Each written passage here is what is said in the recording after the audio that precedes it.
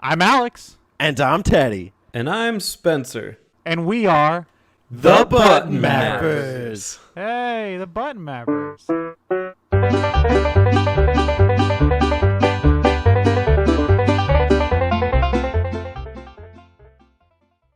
All right, I'm recording.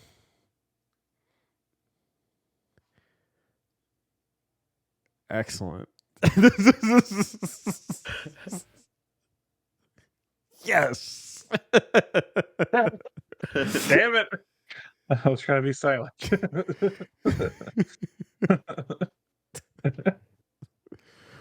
Podcast. It's the worst game to play as a podcast host. So, how long can I be silent? Let's talk about mommy dads. Let's talk about mommy daddies. Dads who are moms. Well, if you're like a single dad, you have to be a mom, right? In a way.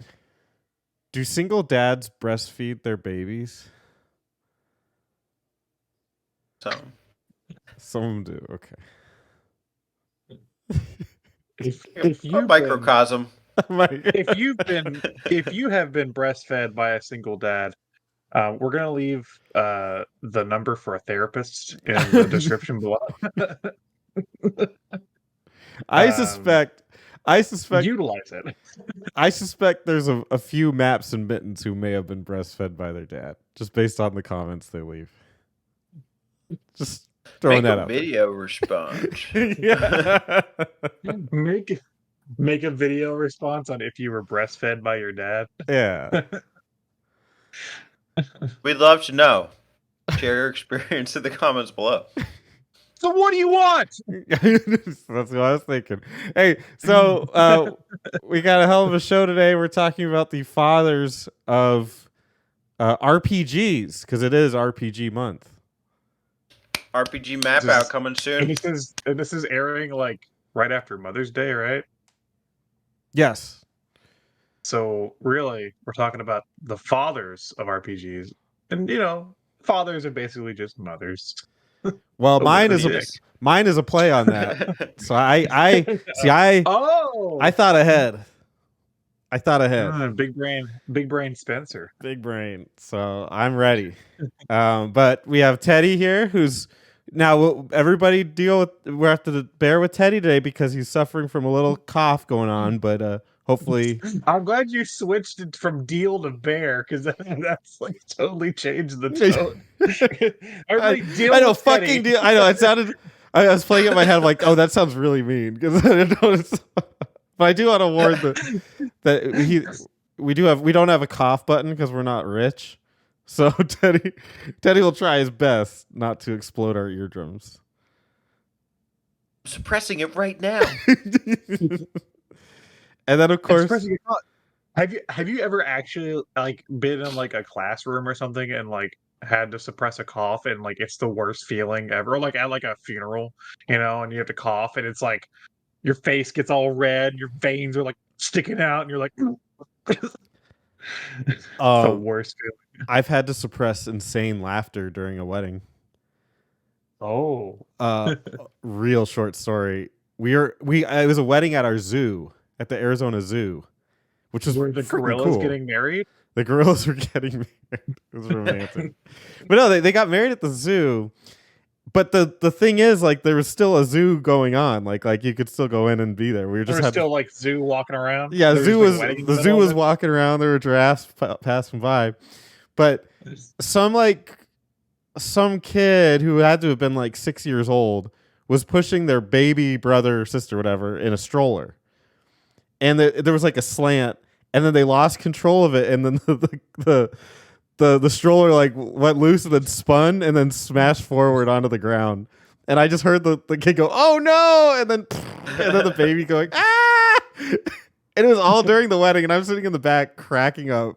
I could not stop laughing, and I felt so bad. People kept looking back at me. I was like, "Did anyone else see that?" It was amazing. If you were the baby in that stroller, we're gonna leave the number for a therapist down below. And make a video response. We'd love to see. Make a video response only if you were the baby in the stroller. Only one. We will have a playlist of one Yes. One video. for the zoo marriage baby stroller accident. Now we have, aside from Teddy, we also have Alex the Prophet here. It's oh my god, you remember. Wow. I was wondering if you were going to remember. Yes. Here I am. Profiting off the situation. Yes. But if you want to get more from the three of us, make sure that you follow us follow us over to Discord. We're always talking to each other. We're having a great time. Listen to us on Apple Podcasts and Spotify. And what else? Podbean. Podbucket. Yeah, flick a bean. Flick a pod bean. And then if you're we get your pop bucket. And then if you're on YouTube watching us, make sure that you father the like button. What does that mean? I don't know. Move on. Whip out your breast in the comments. You just Your nipple twice. All you do, hover over the subscribe button. Yeah, push the subscribe button with your nipple. Enjoy the moment, just like any proud dad. Yeah. Hope you have some pretty hard nipples, because like really get in there, push that button. Make it easier. So we've got 3 fathers of gaming. What is a father of RPGs? What does that even mean? Well, Spencer, I don't know. It's somebody of significant importance to the RPG genre, maybe an RPG series. Okay. Teddy, how would you describe it? Yeah. So yeah, I think that sums it up though. It's a important figure for RPGs that's influenced it in some way. Yeah, this is our second Fathers episode. We did a Fathers of Gaming before, where we talked about just fathers of gaming as a general term, but this time we're narrowing it down to the RPGs. Excellent. Well, who wants to go first? Do before I explode. Okay. Teddy, whip out your breast and nourish us with your information. All right, here I go. Squirt some knowledge. Pressing the hard nipple button. Nipples activate. Excuse me while I spit out this cough drop. I think this is the most nipple-related episode we've ever done. Ads and nipples. Yeah, they're like Maybe our peas in a new- bucket. Can we retire Maps and Mittens and do Dads and Nipples? It's just the discourse. That's the banter section. Just dads and nipples here. You come to the right place. Dads, you want to talk about your nips? We just Hey, start, Dads! Want to talk about your sweet nips? that was probably like a really deep cut for some like perverted guy who's just like dad nipples. Yeah. That's his thing. Yeah. Dad nipples. If your thing is dad nipples, well, we're leaving the number to a therapist in the description below. Utilize that. And Teddy. Make a video. Okay, I'm gonna move on. Shinji Miyazaki, Game Freak, Sound Team. Talk about Pokemon music. We're here to talk about the Poke Papas. Last time I talked about Satoshi Tajiri. Well, this time I'm going to talk about the sound programmer for the first video game entry in the Pokemon series: Red, Blue, Yellow, Green. His name is Junichi Masuda. There are a number of people who are integrated into this article. This was actually, it's not an article, it's from a booklet included with the TV anime Pocket Monsters original soundtrack, best 1997 to 2010 CD box set. So if you have that CD box set, make a video or just tell us in the comments below. But these 4 members are, I'm going to quiz you on this later, Shinji Miyazaki, the composer of the anime OST slash arranger, Junichi Masuda, who is the director of the sound programming for Red, Blue, Yellow, etc.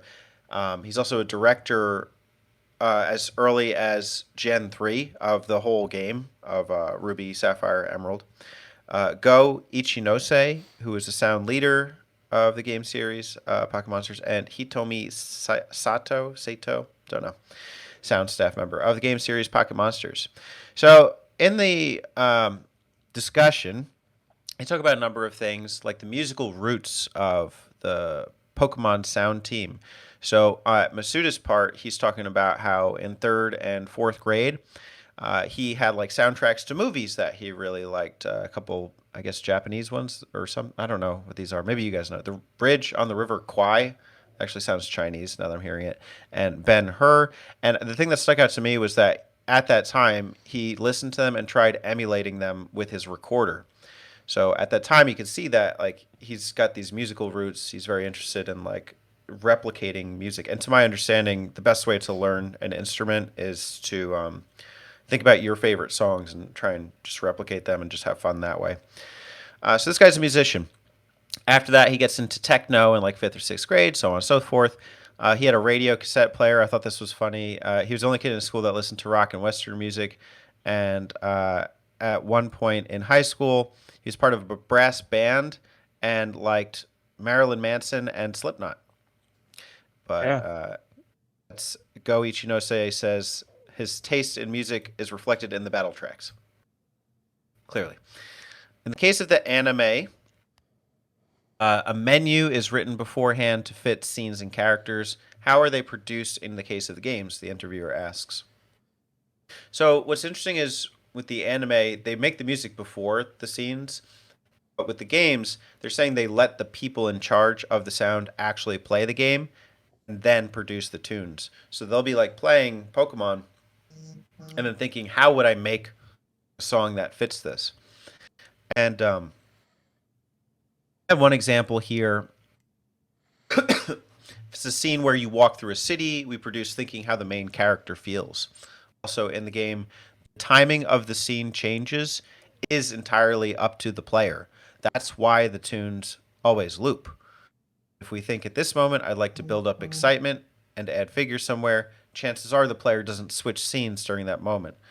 So it's a very conscious process by which they make the music, especially considering how, like let's say you discover that, I guess in an RPG, the thing that you've been looking for or that person, you can't just program the excitement to hit. So it just has to be innately built into the song. I can think of a couple tracks where that hits, playing the original games. Definitely in like Saffron City when you're, it's kind of got this mysterious element to it. And then when you go in like the Team Rocket headquarters. So I could think about it sometimes. But the sub guy, Ichinose, says being able to produce while looking at the screen would be the most ideal way. But since scenes are still being produced during development, we work with just our imaginations sometimes. Another topic, Miyazaki-san, on the other hand, uses the game tunes as bases to extend arrangements to be played by an orchestra for an anime. What are the difficulties you experience? So I don't know how familiar you guys are with the anime OST, but it is basically orchestral versions of the video games soundtracks. So Miyazaki says during the early days of Pokemon, the number of sounds that could be played at once was low. Masuda adds, during the days of Red and Green, it was 3 sounds plus background noise. And Miyazaki says, so there were sounds that didn't resonate, I wondered if Masuda-san would like this. And Masuda says, I think you did great. I feel like you picked up my sounds. Like I would have created these the same way. Miyazaki says there's an opening piece that's often used in movies. Disc 1, track 1 to 3. I think that's by number 1. The tune itself is good, but I also think if it wasn't for that piece, the situation regarding Pokemon music might not be like this today. And I think I know the one he's talking about, like da da da da da da da da da da. And I it got me thinking that like the Pokemon music really is classic, and it has this kind of thing that like is part of the whole package. It's the cuteness of the monsters, It's the nostalgia of the music, the life of like the environments, and I think like the heartwarming story. So, you know, I think Masuda, for not only he's a programmer for the game, but for the music, but also the game, and he went on to become a director of like a standalone full generation later. So, I think his resume is pretty impressive. Wow. I'll stop there. Yeah, the Pokemon soundtrack's so freaking good. I think I learned the Pallet Town theme song on the bass. Although you can play it on the guitar, but yeah, really just great music. It's cool to see that he had so many Western influences because Ben-Hur, I believe, is British, right? I think, and then all the River Kwai, I think that's a war story, but I'm not very educated on that one. But yeah, that a lot of like Western influences going into that, so I'm really kind of shocked because I always thought that was a very Japanese centric like soundtrack. He's very adamant too about preserving kind of like the outside influences. I have another quote here. There aren't that many no-goes getting submitted, but for example, while the Johto region had cities around Kyoto serving as models, I said something like, "Don't make it too Japanese." By adding non-Japanese music to a Japanese place, I want to create a new, slightly different worldview, and you can see that too with the Slipknot conversation, etc. Yeah. He's cultured, so I appreciate that. Now I'm just imagining Slipknot doing the Pokemon stuff. Ah, was a Squirtle before I began. Got a Zubat in the end. It's fucking. I'm not sure I've ever heard the words the term Slipknot and cultured in the same sentence. But I suppose when you're talking about like cross like regions, it would be cultured because it's a different culture. It's cross cultural. Yeah, it's just different. It's interesting. I wonder if nine dudes from Iowa know that they have that much influence on Pokemon. No, I mean, like the whole time you were talking about that, I just like, and I couldn't do this for any other generation. There's Gen 1 songs. I had like 4 or 5 different songs like running through my head, and I can't like tell you the names of them, but I know that they're from Gen 1. And yeah, it just had like a very distinct sound even coming out of the fucking Game Boy. Dude, yeah, Gen 1, it's crazy that with only 3 sounds that it was so memorable. You know what's revealing too is later in the interview, he's saying, "I like a small message from everyone. Lately, I've done nothing but battle tracks, and I feel how bad they resemble each other." So you can see that like the future of the series, like they start to run out of the creativity. Yeah, that first gen, I mean, you could just start humming them along. They're really good. So it's like the pillar of the creativity for the Pokemon line in my mind. I was always so interested in how they did the MIDI tracks back then because I don't know if they had this technology back then, but nowadays I think you can hook up a guitar to a MIDI recorder and like produce like get the different tones out of it. And I've tried. I don't have that technology, but I through GarageBand you can set up MIDI tracks and just create your own MIDI files through different sounds, and it's a little tedious. So I'm always curious if they did that back then, or if they had the technology to just put a guitar in, because they're so fast sometimes. It sounds like a guitar instead of a manually done. This interview didn't do a great job of elucidating that, but he did mention that he got a synthesizer when he was younger, like a MS something. Ooh, yeah. So he was pretty skilled with that. That's so cool. I'm jealous. Oh, and I like to think that like games like the Gen 1 Pokemon influence like there's like a whole music scene of that now of like MIDI inspired rock music. Like Yeah. I think the biggest one I can think of is Anamanaguchi. They did like the music for like the Scott Pilgrim game and stuff, but they do like a lot of their own stuff. And there's like other bands that use like chip tunes in their music. Like I'm a big fan of the band I Fight Dragons, and they use like Game Boy in their music. I Really? like even live, yeah. They have Game Boys and stuff hooked up with like cartridges of like MIDI stuff that they made, and they'll play alongside of it, or like they'll have like controllers that'll make certain noises. We push certain buttons, and somebody will like be playing that as one of the instruments, and it's really neat. And I like to think that maybe like something like the Gen 1 Pokemon really inspired that. Yeah. Really cool stuff. My papa, my RPG papa. All right, we gotta go back. This was like last fucking September or something. We have to go back to the same mindset. Teddy, give me a location. Iceland. Iceland? Yeah. You're in Iceland for a ice convention in Iceland. Can I correct you? No, because I'm the prophet. True. All right. What? There's an old expression. I got this from D2, the Mighty Ducks. Oh no. Greenland is full of ice, and I know Iceland is this. very nice. You're telling me they can't hold an ice convention in Iceland? That's where I would hold it. No, supposedly Greenland is much colder. Iceland is more grassy most of the time.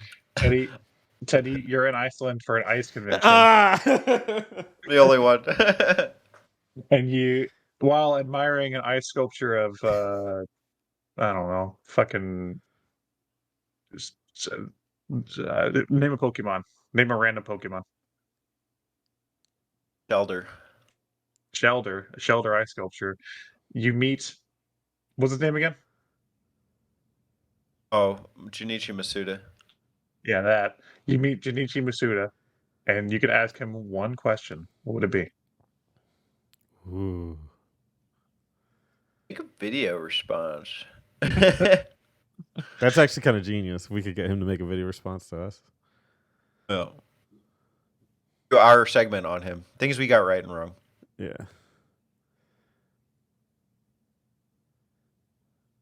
Question for him? What's the question? Well, if Game Talks, you can put Q and then make a scenario. Scenarios make a video response. Well, what's your question for him? What do we do? Yeah, how accurate were we? That's a What do question. you think? You think about episode RPG Dads? He says, "I like corn, not Slipknot." He just goes off like a solo. He goes off like a It's a freak an out. acapella solo. Yeah. There you have it. Junichi Masuda and Corn. Corrected. Well, thank you, Teddy. Alex the Prophet, are you wanting to go next, or do you want me to go? Next? Yes. Okay. Speaking of corn, we'll go to a different vegetable, the sweet potato, because I'm talking about Yoko Taro. Hey. No shock here. So Yoko Taro is an interesting dude. If you've ever seen a interview with him, he wears a big mask. He doesn't like to show his face. He's a very reserved individual. The man is also 52, which I think is also pretty cool because you can't tell his age when you see him in interviews. Yoko Taro started off not really wanting to be part of the games industry, but after graduating from university, he got a job for 3D CGI design at Namco. He would later leave Namco, join Cavia, who was made up of a bunch of ex-Namco employees, or Pavia, whatever you want to say. And his first project would be Drakengard, which would launch him into the direction that he went in. He actually wasn't the original director for Drakengard. It was a different dude, but he got pulled away for a different project, and they were just kind of like, you, Yoko Taro, do this. Do this game. And that really gave him the keys to form the style of writing and gameplay that you know today. Yoko Taro was raised by his grandmother because his parents were not home often due to working. So he didn't have a strong relationship with his parents, but he had a strong relationship with his grandmother. And apparently, she left a really strong impression on him. Also, his writing was influenced by a story he heard as a young child about a local boy who slipped off of a roof and died. Not only would that influence the tone of his stories, but also the humorous elements. He somehow found humor in the fact that this boy slipped off the roof and died. But it's like a dark humor almost. Banana Um, peel. yeah, banana peel on the roof. Who knows? Um, so he has a very strange way of writing his stories. It's called backward script writing, where he writes the endings of the games first. The ideas he wants to get across are in the very end, and then he goes backwards and figures out how he can get from the start to those endings naturally. And this reflects in all of his games. They all usually have these crazy philosophical, dark, and humorous endings that you may not see coming when you first start the games. Um, there was an interview that I watched where it was like a panel, and he was talking about how he sees game design, and it's really interesting to me, and it explains a lot. And it also explains why I like him. I can't show like a graph or anything, but he had like a graph that was like it was like a circle. It was like a circle with 3 layers. The inner layer was what's possible in a video game, and the outer layer was what's not possible. Now, the outer layer with what's not possible is like infinite budget, being able to show certain like sexual acts and things like that in a video game. And then what is possible is, of course, the stuff you usually see in video games. But he described this strange barrier around what's possible called, like, I forget what he called it, but I'm gonna call it like the wall of unknown or something. And his goal is to break that wall and get between what's possible in a game and what's not possible. And that explains a lot about how he designs his video games. A lot of his games end up with these really striking philosophical themes that hit you very hard in the end. They're oftentimes the story is more important than the gameplay. Some of the games have purposely terrible gameplay. Like the first Drakengard actually has pretty monotonous gameplay. But he did that for the purpose that it's like a Muso style game, you're killing tons of people, but you're not supposed to enjoy it because he doesn't get why you would enjoy killing hundreds of people. Other games show people killing hundreds of other characters, and he's like, well, you'd be crazy if you like that. So he wrote the main character of that game to be crazy, and you're not supposed to enjoy actually doing it. He also was like, the first Nier game was inspired by 9/11 and the war on terror, which is really interesting, where there's two sides coming at each other that both think they're in the right. And that's really cool to see from like an outside perspective. We're of course in the US, so we've only seen one perspective basically our entire lives. But it's really interesting to see like him be inspired by that of all things to write a video game narrative. Super interesting dude. Of course, his library of games he's worked on is pretty small because Drakengard was his first game that he actually directed. He's like did some stuff for like Namco before that. But basically, it's just the 3 Drakengard games. They're spin-off the Nier games. I guess like the phone one counts too, and the Voice of Cards games, which he did recently. Which even those, while they're not as like dark and deep, they still follow his trend of trying to break through that wall of unknown with how he incorporates like physical tabletop elements with a turn-based traditional RPG, which is very interesting. Also, he's known for hiding a bunch of his story and manga and stage plays. The man has probably more stage plays than he does video games. Let me count here: 1, 2, 3, 4, 5, 6, 7, 8, 9, 10. There's like 11 stage plays, and I swear to God, all of them matter to his games. Yeah, he's a stage play like to be performed. yes, yeah, like an actual stage Script. play. Like he writes and creates stage plays in which actors will get up on the stage and perform stories that will matter for his games, for like context within his games. So like there's like a ton of them for Nier Automata called the Yorha stage plays, which started in 2014. Now Automata didn't come out till 2017, so that should tell you a little bit about that. That he's always thinking outside of the box when it comes to his games and characters. Yeah, he's just a really interesting guy. I fell in love with him after I played the first Nier, and the more I learn about him, the more interesting he is. And Yoko is my daddy. Daddy's a sweet potato.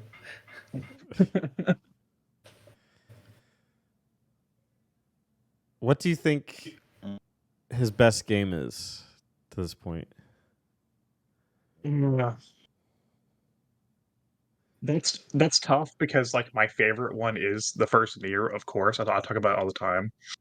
But in terms of like critical reception, in terms of like gameplay and budget and storytelling, it's probably Automata. He's probably That's probably where he's because that game did really like well and has. I actually just replayed it and I like you got like a newfound appreciation for it after playing it again for the second time. Probably there, but that's also the game that kind of launched him from like cult status into more of a mainstream. Yeah. Like now people know who he is. Yeah, for sure. Other than like nerdy fans. Yeah, I remember when that game came out, I had no idea what it was, and a lot of the people I was hanging out with were really pumped for it, and they loved it. And yeah, it was interesting to see how that just somehow became a mainstream game, even though I feel like the past games weren't that big.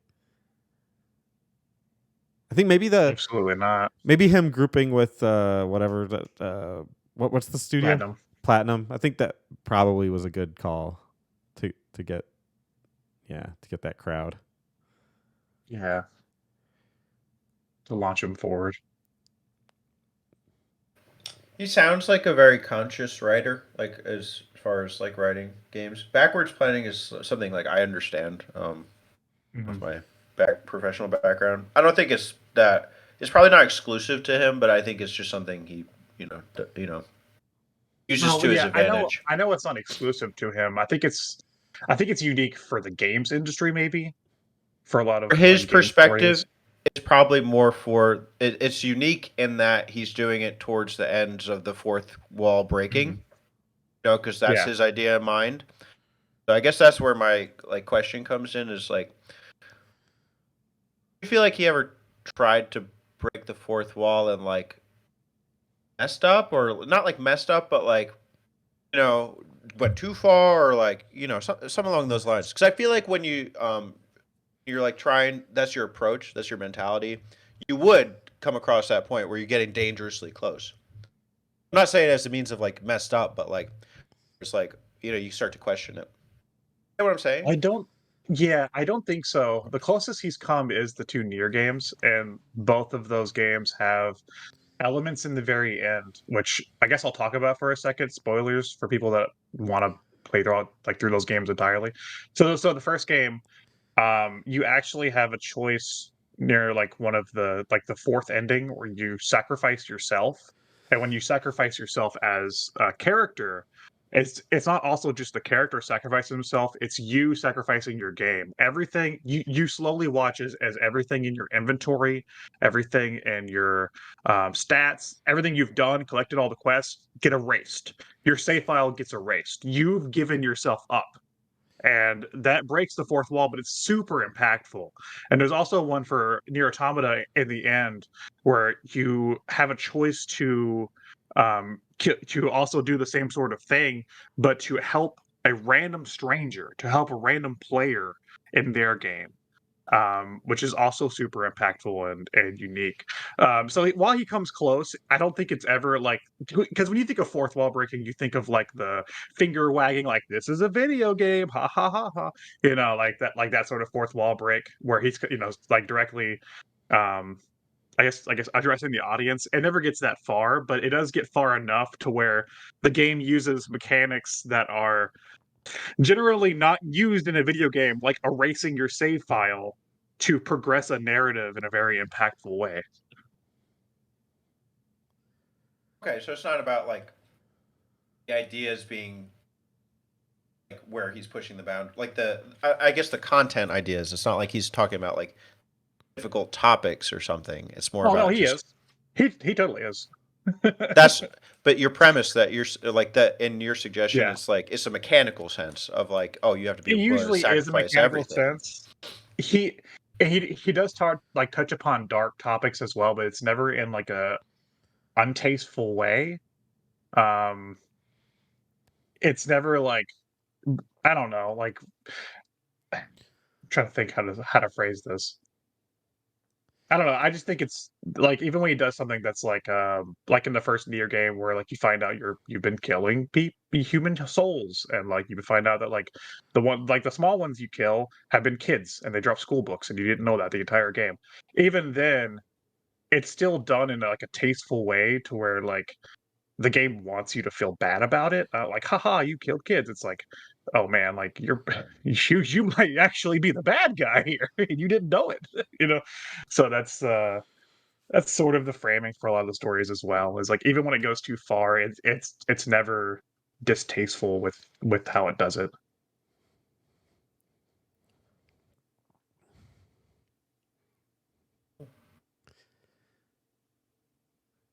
Also did an interview with a sock puppet, which was amazing.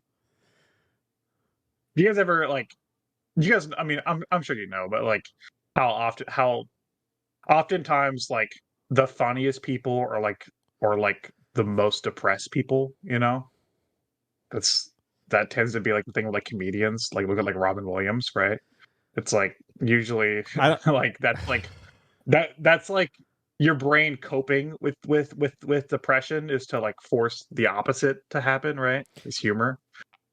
I sort of disagree with the concept that Robin Williams was depressed, but Okay, well, he had a so debilitating disease that well, okay, no, maybe I don't know much about Robin Williams, but still, just in general, you know, oftentimes the comedians and funny people are also very depressed people, and I get that vibe when I listen to Yoko Taro talk, which he hates doing interviews anyway. He said before that like he hates interviews because like he thinks it's the most boring thing a person can listen to is an interview of a game designer. So he just doesn't like doing them. But when he does them, he has like a silly mask on, or he does a fucking sock puppet and like has it talk and stuff. yeah. And I just get that sense from him to where like he writes such like deep and like provoking narratives that are just I don't know, they could be morbid, but they can also have like a sense of hope to them. But they're like I'm like thinking of the person that would write those stories, and I'm like, oh man, like they like must feel this sense of depression as well if they're writing from that place. But then you see him in an interview and he's fucking talking with a sock puppet. It's the polar opposite of what you Yeah. Well, he's definitely got a pretty eclectic mind because I remember playing Nier and also from what I played in Nier Automata, it's even the gameplay itself shifts very rapidly between just like a regular action adventure game or to a over the top um like a isometric action game to a shooter to a side scroller to a even like I remember forward, visual novel parts and just it just jumps yeah. everywhere. Yeah, the Nier Automata, because it does the endings, but it doesn't do it the same way as the first game. It just kind of like has like endings and you keep progressing. The second ending, you play as a different character, and the first ending, it's all been like an action game basically with like a few different elements there, but it's all been like an action game. The second time, you're doing a lot of like spaceship shooting segments, and it's like, all right, you played 9 hours of this action game, get ready for 7 hours of Galaga, or some shit. Yeah, it's And really it's like bizarre. nobody's doing that. Yeah. Yeah. Anyway, Place. um, Greenland. So Alex, pick a location. Alex the Prophet, pick a Greenland. location. Greenland. Okay. So you're going to an ice convention in Greenland. I thought the ice convention was in Iceland. No, they're more common in Greenland. Because of the ice. And Yoko, you believe it or not, Yoko Taro is there. And he's got his head thing on. He's walking around bobbing his big head. And you run into him. You literally run into him. He's holding wine, and it splatters all over his shirt. And then, but he's just smiling at you because that's what his mask is. It's just got a big grin on it. So he seems pretty chill about it, the whole thing. And then he goes, ask me one question. What do you ask him? Make a video response. Fair enough.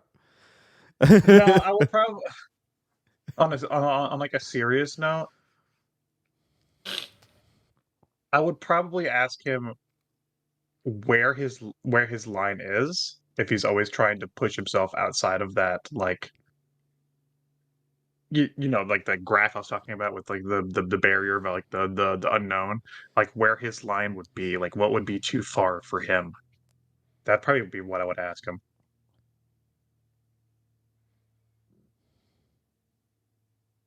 Okay. What do you think he would say?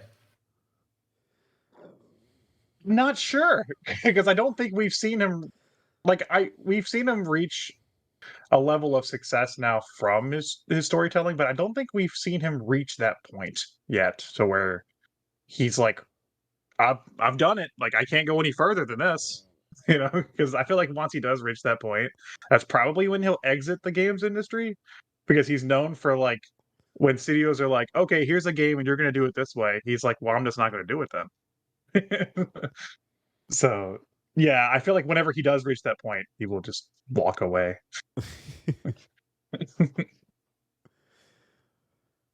Okay. Make a video response. Make a video response. It was nice seeing Yoko Taro at the Green Convention in Greenland. It was an ice convention. That's in Iceland. No. Greenland is full of ice. I set up the scenario would have been a grass convention, but Yeah, okay. see, That sounds like something. That's green. That sounds so like it can be something at the else. Green Convention. Sounds like Hey, everyone's. you don't know there's not going on in Greenland? That's probably what they're known for. Is that why I saw Snoop Dogg there? I saw Snoop Dogg and I was like, what is he doing here? He likes ice. He's passing like the green green grass. Yoko Taro. That's the real question. What would I do if I saw Yoko Taro smoking a joint with Snoop Dogg? Make a video response. Make a video response. Wait, that's a pretty good, commercialization going on for us right there.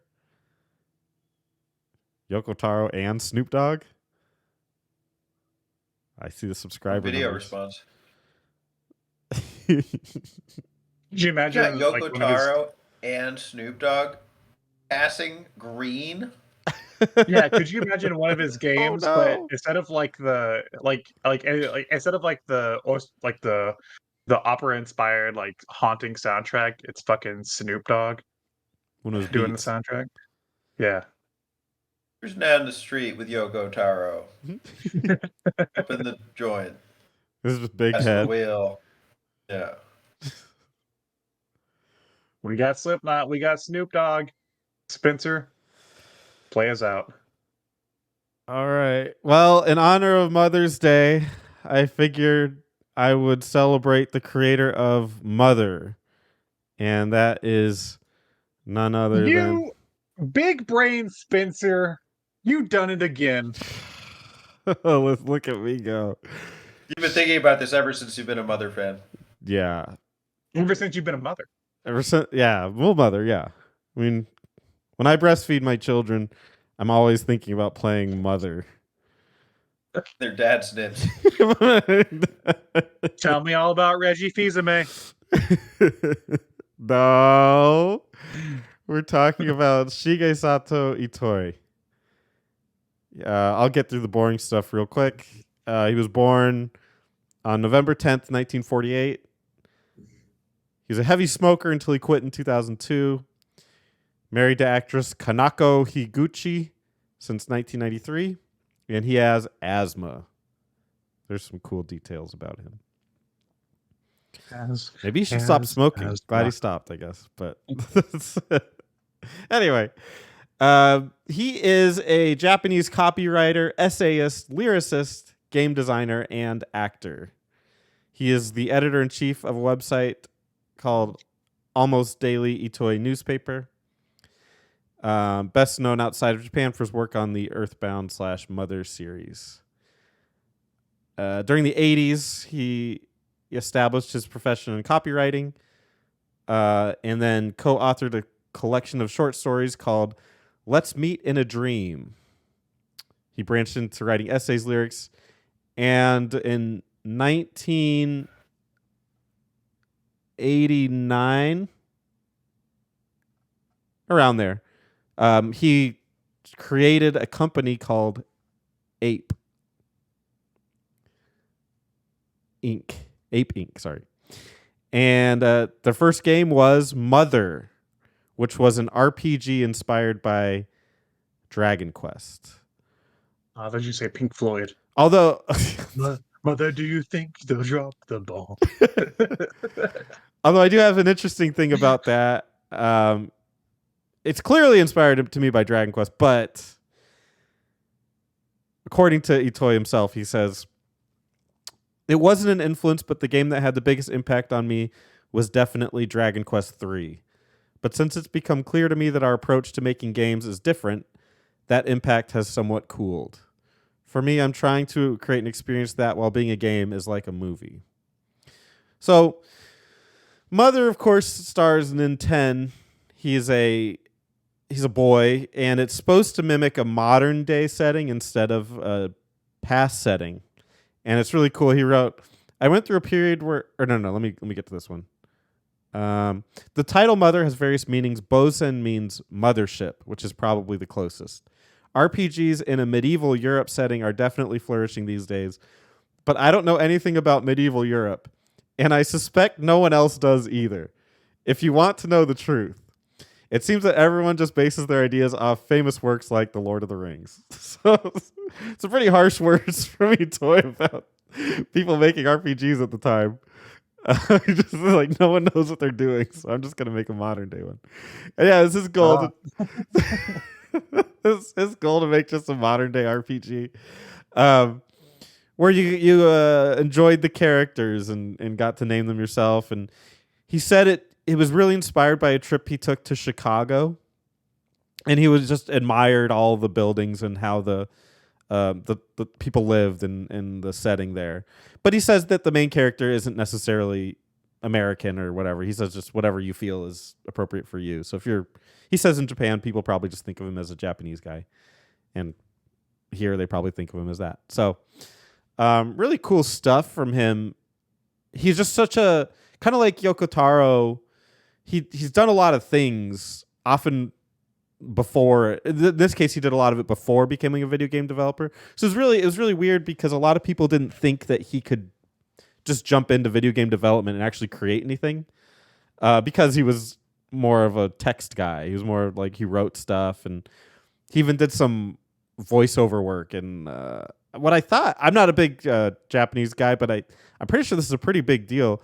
An animated fantasy film called My Neighbor Totoro. He had a voice role in that. It's a Ghibli movie. Yeah, I've heard of that, which I was surprised. I didn't think I'd have heard of anything like that. But Played the smoker. Yes, he plays Smoker McGee. That's why Totoro had those cigarettes. Yeah. So he played a cigarette. Just. But yeah, so he did all that stuff beforehand, so it was kind of interesting that he jumped into playing games. He did say, as far as his influences go, I went through a period where I played Famicom games to a degree most would consider an obsession. That was how I started to think about making games. If it were me, I'd do this here instead. Around that time, I visited Nintendo in Kyoto on a separate business matter. I thought, this is my chance. I can't let this opportunity get away. And I brought some game design plans I had created with me. So he came in as just a fan, which I think is kind of neat. Like but he had a certain amount of clout that he could actually make something. Because like I think all of us as fans are like, if I could make my game, it would be like this. But no one would ever listen to us because we're just a bunch of idiots. But I guess he had a certain level of clout, so he was able to create his own situation, and clearly learned how to code and everything, which is really neat. Of course, in America, we didn't really get Mother, but we got Mother 2 Earthbound, which was really awesome, and is just a branch of that. It's just a more upgraded version, and I couldn't find a lot of great stuff from him, although I didn't look that hard. But I did find a really interesting interview from Iwata, and it shed some light on just how the process of that. And he said, I heard you had to scrap everything and start completely over. Iwata said, that's right, but a lot of the design work was already done, so we were able to really focus on the development and our work. Dividing things up like that can be very effective if it's done right, allowing each team member's individual abilities to shine through. In fact, many of the members of that development team became the key people we rely on today. I also met Itoi then. Itoi was very interested in the way we made games at HAL, and I was very interested in the way he thought. Of course, I never imagined we'd become such good personal friends. In terms of Mother 3, Iwata said, Mother 3, well, for Mother 3, we tried a whole new process for development, and at this time, they were talking about the N64. Mother 3. Oh no. So, to be frank, it was a management mistake on my part. If we hadn't cared about the quality, we could have released it right away, and the core of the game engine was actually completed very early on when the N64 was still new. However, over at Nintendo, Miyamoto had gone and created a masterpiece in Super Mario 64. I hope it won't sound rude to say this about someone like Miyamoto, who has received so many awards from all over the world, but I wanted HAL to try and make a game of that same caliber, something that could stand shoulder to shoulder with Miyamoto's work. But how to do it? We studied and learned a number of new development methods, and the whole staff had to get used to them. We had to first distill the essence of a great game into distinct points and then reassemble those ideas into a coherent game. But all that took a huge amount of time. So basically, something that I glean from Itoi, as much as I respect him and like his work, specifically the Mother series, because he has done a couple other things, I get the sense that there is a problem with him not really being a game developer first and trying to dip his toes so heavily into like making crazy game mechanics and ideas. And I would guess that a lot of his reach probably exceeded his grasp, as the old saying goes. And he probably is very ambitious, and likely that was a cause of Mother 3 not really happening for a while. Of course, it did end up happening in 2006 as a Game Boy Advance game, which, of course, never officially got a release over here. And it's a great game, but it's just disappointing it never came out. And I've heard a lot of rumors about why it can't come out here, including soundtrack issues due to the music. There's like a licensing issue somewhere in there, which seems kind of silly. I mean, I think they could just change the music and re-release it, I would think. But a lot of weird stuff with that. But a very interesting guy as far as what he was able to create in a gaming world, like a fan's perspective into making video games. It's kind of interesting. And I do want to leave it with, he did try to release another game on the N64 called Cabbage. It's a really weird game. I was trying to read it and try to collect some notes, but basically the gist of it is it takes place in a garden that you could customize yourself, and you're raising like little animals in the garden. And it was supposed to have connections to the Game Boy, and you could bring your like characters over, and it was like a mixture, some weird mixture of like Pokémon and Tamagotchi and Life Sim all combined into one. Very ambitious, like I said, as other stuff is, and tries to do a lot of things at once, and never came out. It was supposed to be for the N64 DD, which probably also has something to do with the failure. But you can see a lot of the stuff they took from it, they applied outward. So you're seeing it in Nintendogs, Animal Crossing. A lot of those games took the ideas from that and lessons learned and just applied it outward. So at least there's some positivity coming from that game. So you're saying if the main character of Mother was a dog, he'd be called a Nintendog? Yes. That is expert, Teddy. Take it out. I just wanted to ask you a question. Spencer. Because I haven't beaten them, but I've played some Earthbound and some other three. I never played the first Mother yet. I had to have it though. Um, is that what's striking to me about those games are the sense of humor. Did you read anything about like the sense of humor that like went into those games or anything? Well, he didn't necessarily, at least what I read, didn't speak about the sense of humor, but it's his voice, and he spent a lot of time working on the lines.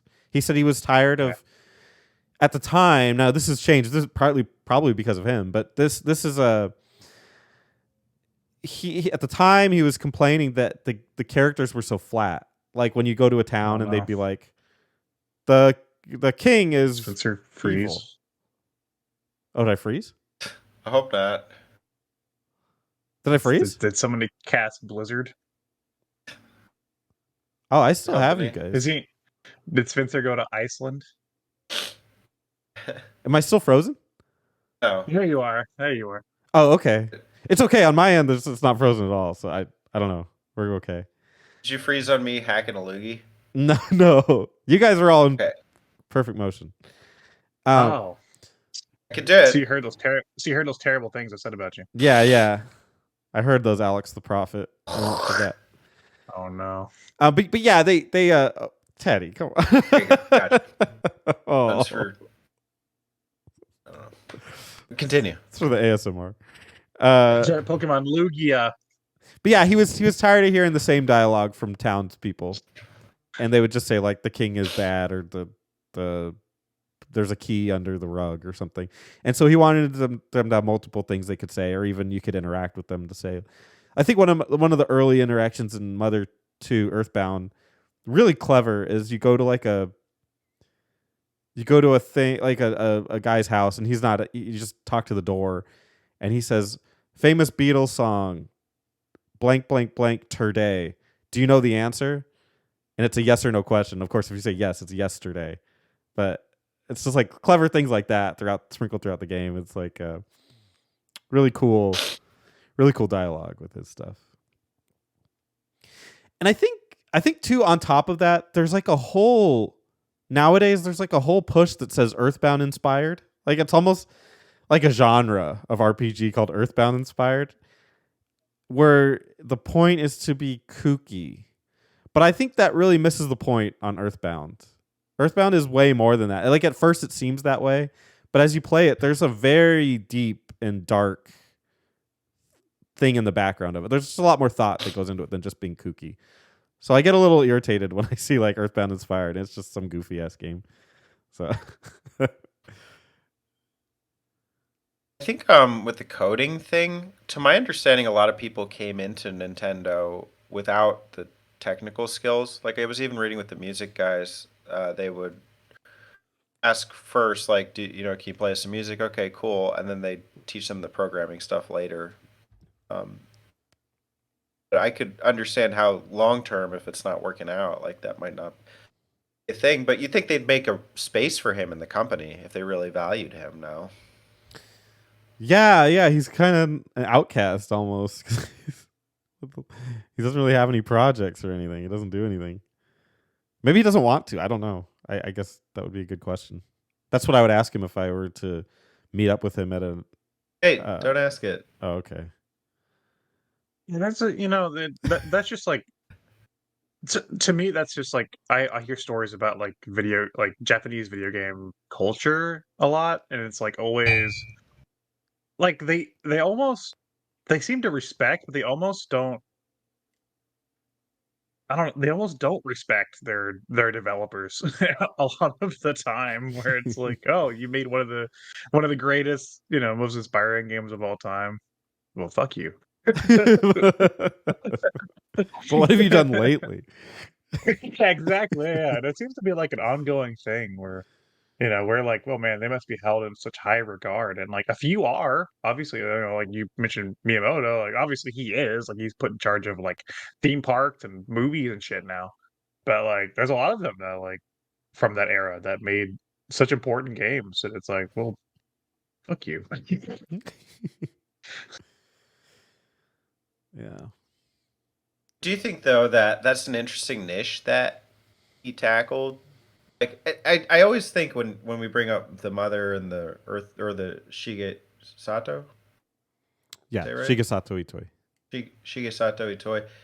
Were there really no RPGs that were not or that were like outside of Europe influenced at that time? I guess it's NES or Famicom. Yeah. So Not really. I mean, like, Well, Fantasy Star, had that come out yet in '89? that's yeah, but that's still like sci-fi influenced. It's not necessarily. It's a little medievally. A little sci-fi, a little medieval. It's got a mix. It's a little mix. It's a nice mixture. Star Ocean out. No. Was Atelier Ryza out yet? To throw it in the pot and make a shoe? Yeah. Yeah, but you got No, Dragon European. Quest, you got Final Fantasy, Ultima. I mean, those games are very. I was thinking strictly strictly like NES. I mean, I guess Fantasy Star is not NES, but Crystallis. yeah, Crystallis, Xanadu, which is part of the Xanadu thing, which was already a PC series, so it doesn't count. Oh, okay. Yeah. I was thinking like NES RPGs. Yeah, there's not a lot. I mean, which you mentioned the whole thing about like Lord of the Rings inspired, which I think is hilarious. I hate Lord of the Rings, so it's just. Have you read it Okay. or watched it? No, I don't. I'm not a Interesting. fantasy guy. Like when it comes to like watching or reading, I just bores the hell out of me. So I've tried stuff like that, and I'm just not into it. So also pisses me off. I mean, I don't want to go off on a tangent, but you know what pisses me off What? is like this person wrote for Game of Thrones. I'm like, oh, you mean a show that's based on fucking like old ass books that are? It's like they didn't write shit. Well, they adapted it. Yeah, no. yeah, I guess. Yeah. Whatever. Anyway. Pick a location, Spencer. Yellowland. Or no. Eagle Land. Eagle Land. Okay. I want to go to So you're Adventureland. No. So you're at an ice convention in Eagle Land.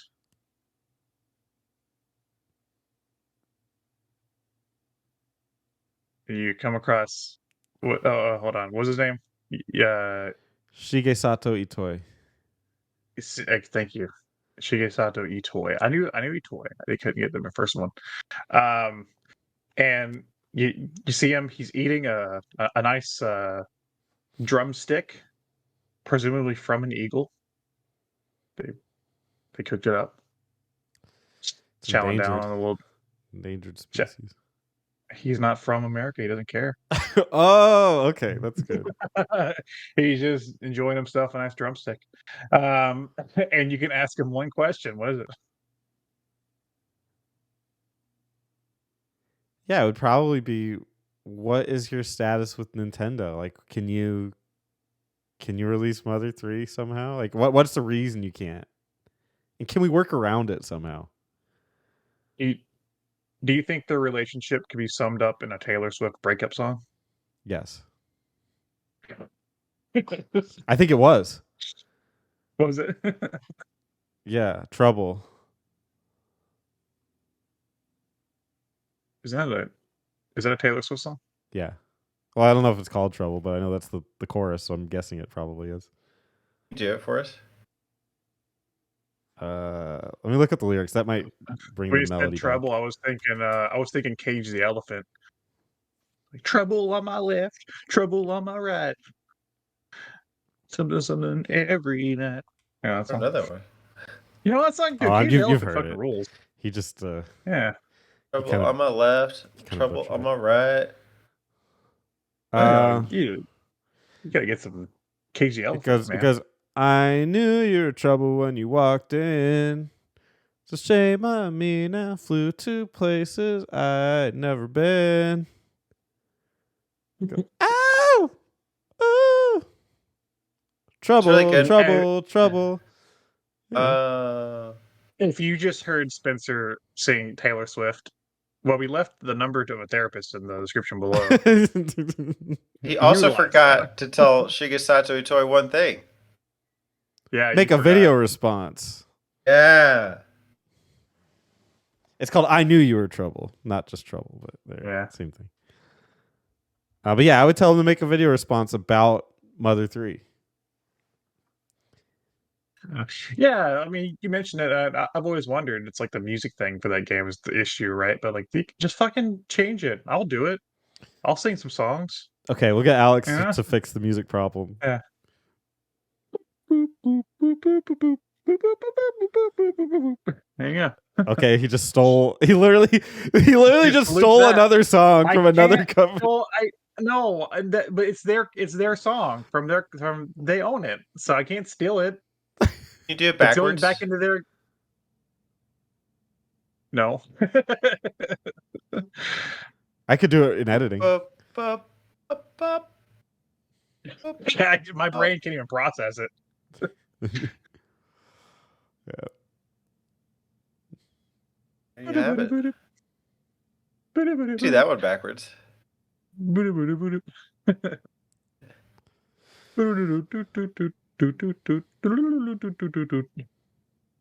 I love that song because it sounds like they dropped the synthesizer down like a flight of stairs at the end.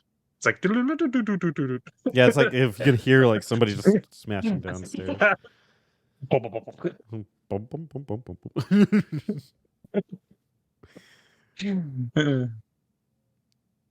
Let us know in the comments below, who's your mommy daddy? Honor of Mother's Day. Who's your daddy? Make a video Which response. father is breastfeeding you this Mother's Day? Ooh. Right now, while you watch her episode, are Yeah. you sucking the teat of your daddy? Get that man milk. Whose dad's nipple would you suck? Extra protein, right? Yes. Junichi, Yoko, Shige Who's got the best nips? And why? Why is it Reggie? My daddy is Reggie. Daddy Reggie has the best nipples. Reggie, I'm ready for the suck. He's like, okay, son. Ian does his suit. I'm ready for the His suck button. suck. That's why, as your father, Reggie, I'm ready. I'm ready for the suck. I'm not just ready. I'm Reggie. Well, I'm Reggie. That's what I say to Reggie. Well, here at my nipples, we care about your health. That's why I breastfeed everybody that works here. I feel like if you breastfeed from Reggie, you're gonna get like a bunch of curly hairs like right in your mouth. He seems like a very hairy man. This is getting very graphic. I'm just being realistic here, which I should know. I'm just being comes- real, okay? Just being real. You guys can't be real. You need to get out of here. Comes with the territory. Welcome to Real Talk. When you're sucking Reggie's nipples, you're getting that hair right in your mouth. And you're going to like it. A little bit of texture. Never hurt anybody. We're here to hear. So we don't discriminate. Ever been to France? We got hairy nipples. We over try to there? say about the French. You got hair. It's not a bad thing. Which country has the least hair? Iceland. And Oh, Japan. Iceland, Japan. Iceland because they get it stuck to all the ice all the time. Yeah, they gotta just cut it all off. Keeps getting stuck Yeah, to the grass. yeah. To the grass in To the Iceland. Yeah, that's Greenland. No. That's a common misconception. Greenland is full of ice. I think you're thinking of Iceland. Nope. I'm gonna pull up a map real It's- quick. Antarctica. Can you buy me a globe? Like an old school globe. Okay. You won't actually look at it, I'll just spit it. Yeah, see, if you look at a map, Greenland is entirely white. Can you show us? Can you screen share? Yeah, I guess technically, yeah. This computer might Sure. freeze. From all the ice in Iceland. That's right. It's too cold. It's too cold over there. Okay, Happening. show us. So that's Iceland right there. This is Greenland. See? See all the ice on it? See, it's Greenland. The Microsoft Paint. Spencer. Yeah, Spencer, did you change that? Yeah, I went into Google. I went into Google using my, my authentication, and I changed the locations of entire countries. Well, we all That'd be know amazing. Greenland is actually pointing to the little green spot to the left. Oh yeah, this is Greenland right here, Yeah, that's the Greenland. and this is what? Because it says Iceland. Where?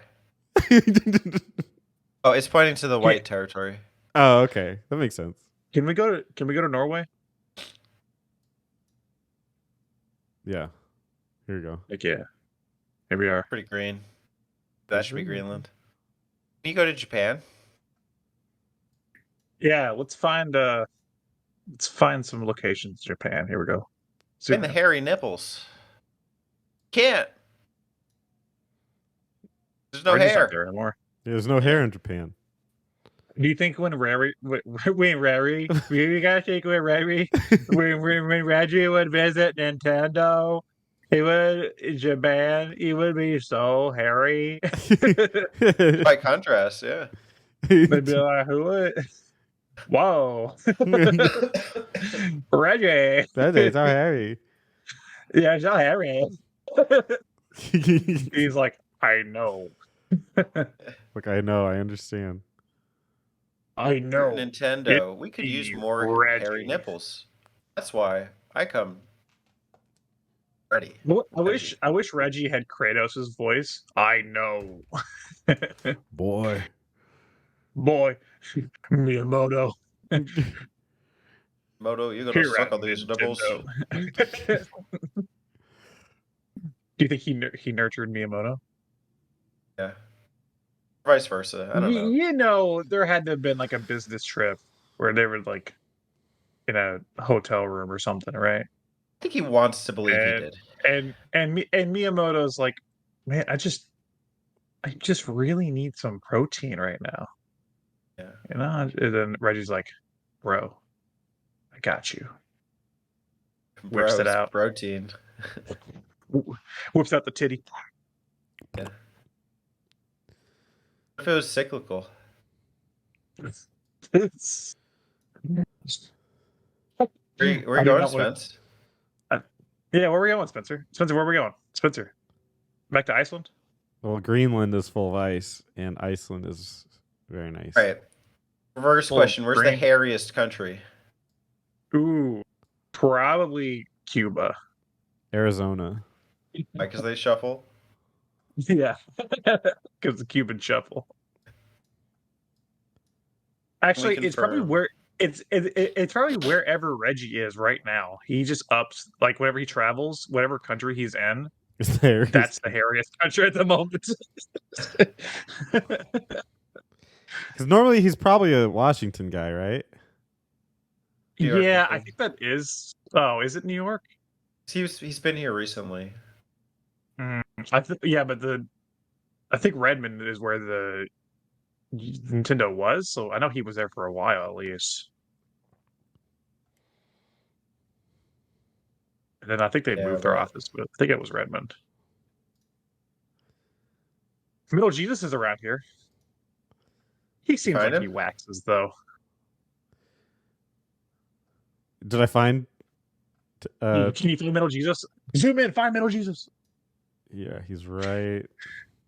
That's it. Have you ever done that? He's right there. Have you ever done that game? I forgot. It's like the GeoFinder game where it just drops you to a random place and you have to try to figure out where the hell you are on Google Maps.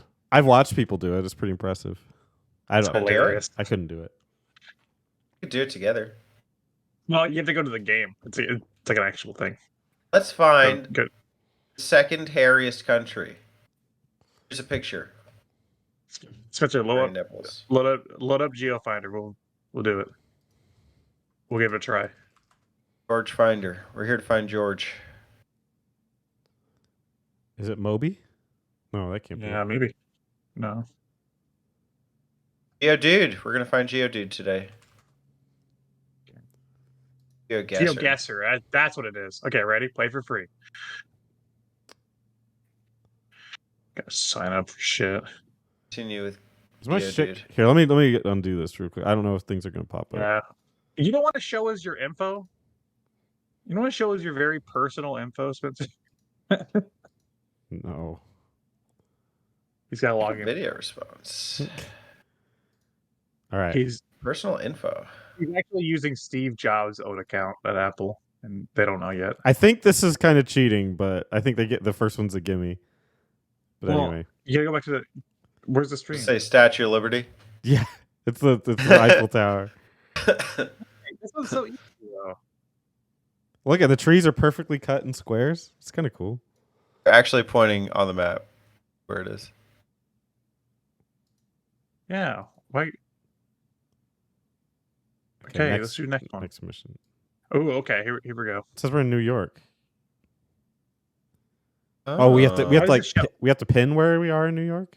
turn the thing. Teddy, This is the statue. No, Look, that's the Hold up. statue. Give us on easy mode.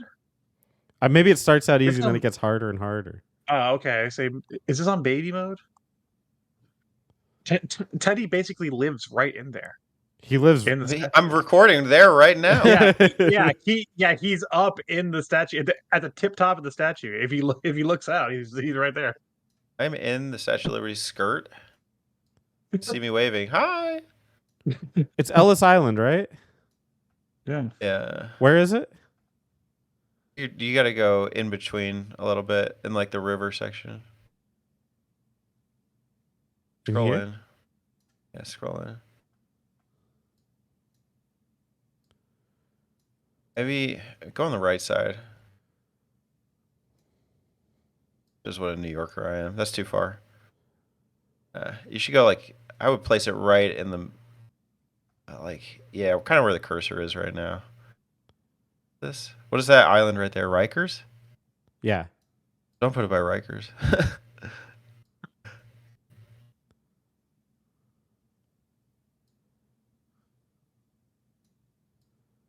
You don't want to go south. That's wrong.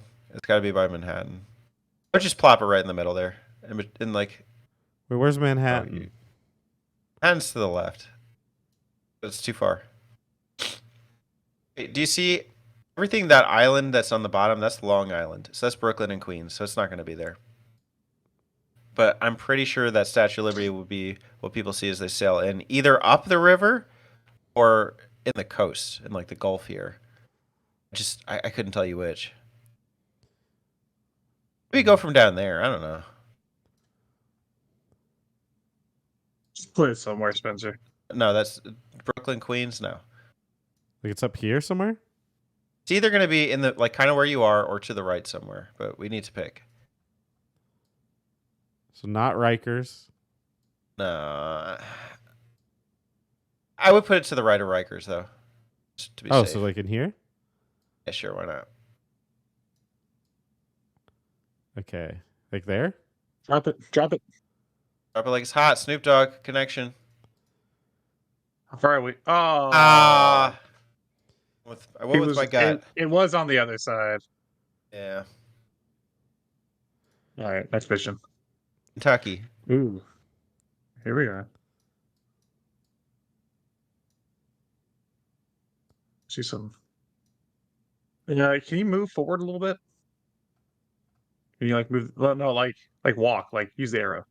There you go. Is this Oh, helping? it's Taylor Give a good Swift. sense I can't really get a sense of where we are. We're like in a park right now. What's the buildings? Yeah, that's the thing. Yeah, I'm trying to see more of the buildings. Oh yeah, show me that building. Ooh, okay. Looks like Florida. Yeah, Palm trees. there are there are palms. So you're right. It is probably somewhere of that nature. I'm saying Georgia. Is this Georgia? Yes. It's getting me Georgia vibes. We're playing GeoGuessr. Geo is short for George, aka Georgia. It's It could also be Florida. What does that say? Martyrs? Like, get closer. Dude, this thing is. Yankee. That's how I walk. I don't know what you guys are talking about. You I walk like with your the glasses tree- on? Or do I you can't need 'em? even see it. It's behind the thing.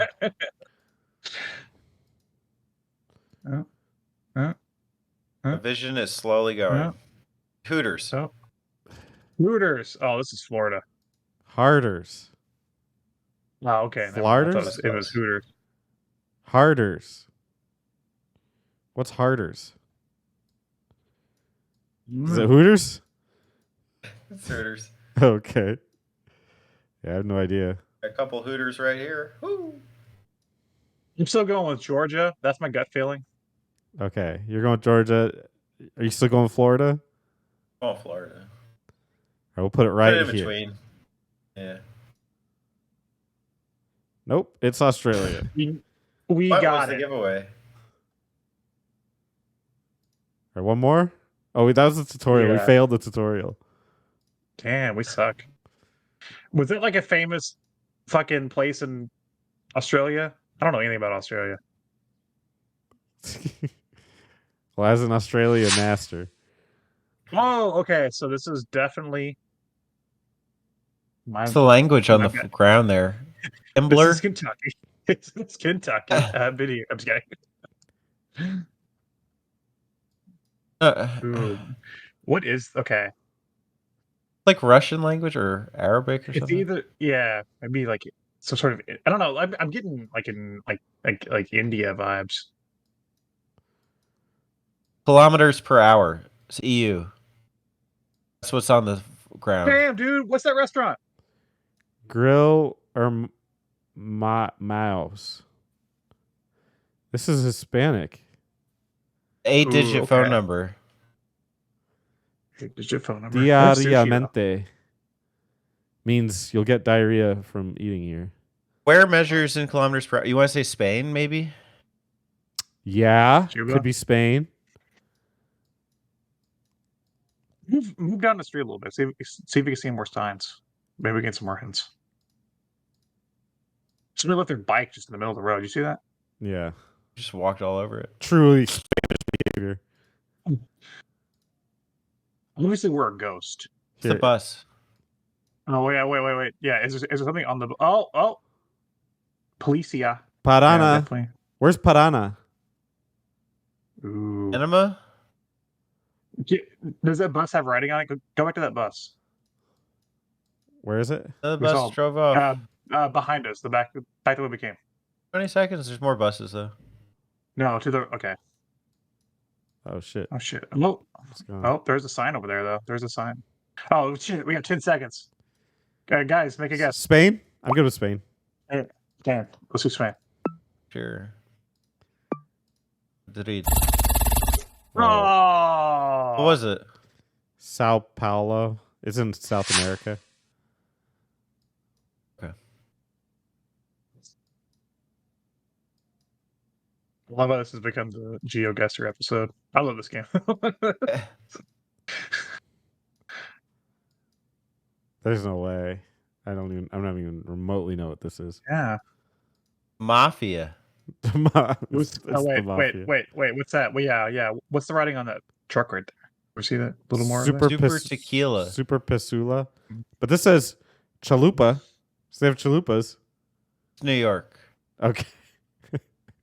Is this New York? What's that jacket she's wearing? Who? This person? Or that person? Either. A police officer or Yeah. something? Yeah, some kind of. Can't tell if it's a police officer or like a construction Got worker. no hints here. We're definitely in an English speaking Redkin location. Groom. That's English speaking for sure. Ipalavelu is on the truck.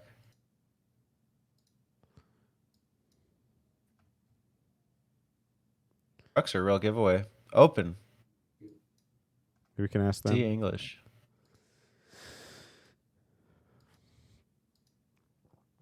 Have babies. Hesburger. Restaurants, I don't think are a good age.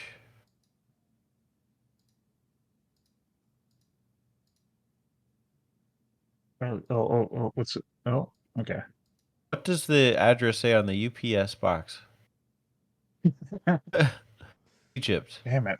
We're in Getting Egypt. nothing from this one. Wait, hold on. Wait, look up. What's those businesses? Huh. We got 10 Fuck. seconds. British American British tobacco. American tobacco. Saudi Arabia. You want to do that? Oh, it Where wasn't was it? Finland. Finland. Yeah, I would have not gotten Finland. What's the third land? Greenland? Iceland? Okay, one more. Let's do one One more. more. We Okay. have to come in on top. Come on. We got this one. Oh. Okay. Shit. Boats. Florida. Okay, missed on Oh, Florida. this looks like Denmark or something. Yeah, it looks northern. This looks muggy. What does the road say? Sir. City It's in in English, a part of it. Sir What's the Aber. second language? Wait, do it again. Sir Albert Ellie laid through the dead Miss Perko in Nig. This is Swedish or something. The first part's in English too. It's true. There's- Liter. So here we go. Here we go. Later. Liter. Real.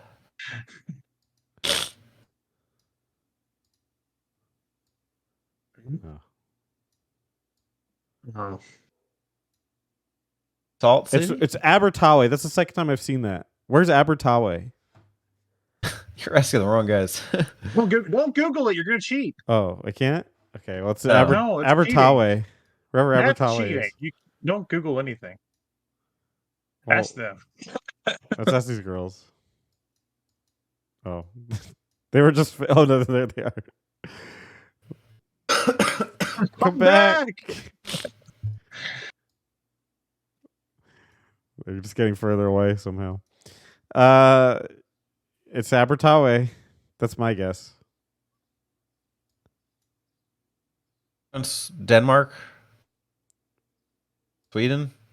Coastal. Sweden. So- Sweden. All right, Sweden. Okay, that's cool. It's coastal Sweden. Where was it? It was London. Or What? it was in here. England, London, whatever it is. Well, same vicinity, same continent. Not too bad, is We it? suck. We suck at this game. Sorry, Score boys. 0. Got some from the tutorial. We can be proud of that.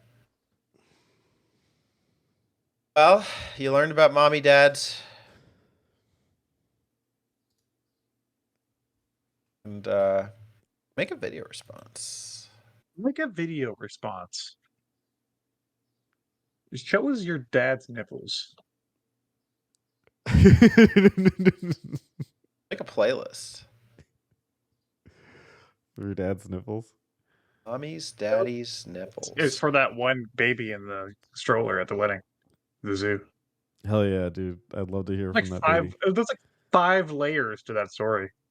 Yeah. It goes It's like, so deep. there I was at a wedding at a zoo, watching a kid push a stroller.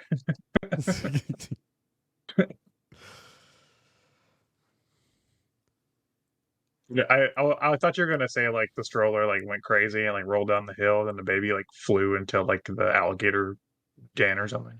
And besides the alligator, that's exactly what happened. Just fell The over. 6th layer. It's Yeah. the 4th wall. The alligators. And the alligators are like, it's feeding time. It's eating time. Blah, blah, blah, blah, blah, blah, blah. It's eating time. That's the alligator's voice. It's eating time, boys. Secretly a story about Lyle Lyle Crocodile.